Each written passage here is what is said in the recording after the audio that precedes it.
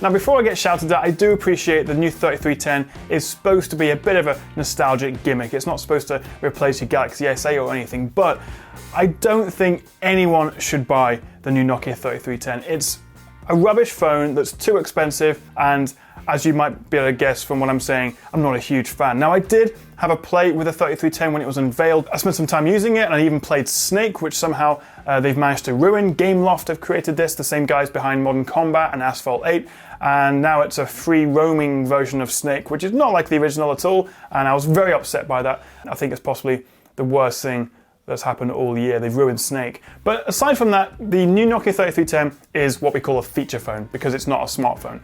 And that's kind of because you don't even have 3G on it. You get 2.5G, and that's assuming your carrier even supports that. So you actually do get a web browser, you get Opera Mini, that's very exciting. And you might just be able to access a couple of websites and the basic Facebook apps. But beyond that, all you're gonna be doing is texting, calling, playing rubbish versions of Snake, and telling the time. And it's £50. And the reason I have an issue with that is because you could get, say, the Nokia 150, which is actually, just a decent feature phone, something you throw in your glove compartment for emergencies, which is a legitimate thing to do, and it's half the price. It's because you're paying for this 3310 branding, which everyone is nostalgic about, that they feel they can charge way more for it. But the problem is, it's not really the same company either. It's made by HMD Global. Originally, Nokia was sold to Microsoft. They did Microsoft phones with them, and then that was recently sold, and now it's back to Finnish company HMD Global. Now, there are some Nokia veterans still working there, and it's gone back to Finland, which is all very nice and lovely, but it's not really the same company.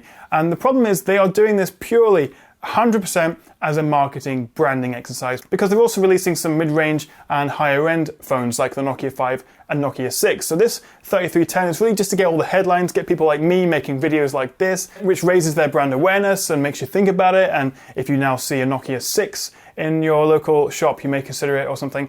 So it's working, but it's also annoying because there's two main arguments for people wanting to buy the new 3310. First of all, battery life. You get a week battery life with a 3310, which is impressive. Although, of course, you are only texting, calling 10 at a time, playing Snake, so it's not really that surprising. And people say it would be useful to take to a music festival or if you're going camping. I live just outside Glastonbury in Somerset. If you've ever heard of the Glastonbury Music Festival, it's actually next month, and I'm sure a lot of people were thinking, well, take the 3310 with you. It doesn't matter if it gets smashed, it's only 50 quid, you get a good battery life. Well, that's all true. But you could just buy a battery pack for £20, which would charge your phone 2-3-4 times over. And chances are, if you do have a nice smartphone, it's probably insured anyway. And if anything did go wrong, usually there's Wi-Fi or some access to the internet where actually having a proper smartphone may be quite handy. So yeah, it does have good battery life, but there's bugger all you can do with it, and you could just buy a cheap battery pack to charge your actually properly good phone. And the other argument is, of course, just nostalgia. It's a bit of fun, it's a bit of a stocking filler if you're going to buy it for someone over Christmas, because obviously everyone would love a Nokia 3310 for Christmas. But you know what? Having a keypad number buttons aren't actually very good anymore, it turns out. The 2.4-inch color screen is, well, it's exactly that. The 2-megapixel camera is awful, although it is better than the VGA camera on the original, so fortunately we have seen some improvement there. And you get a whopping 16 megabytes of storage, not gigabytes, megabytes, which you actually only have about 1 to 2 available to you. Although it does support micro SD cards, so you can put whatever you want on it that way. And while I must admit it does look quite nice, I like the bright orange and yellow colours, and it looks quite playful, and it's thinner and lighter and way less depressing than the original, which if you look at it now looks kind of awful actually. This does look a lot better, but it's just not the same, and you don't need it. And if you do need a burner feature phone, you can get one for a third the price, which does exactly the same stuff. Now, don't get me wrong, I do like a bit of nostalgic tech. It's nice to see and talk about something a bit different than just another smartphone that's got a slightly newer Snapdragon chip and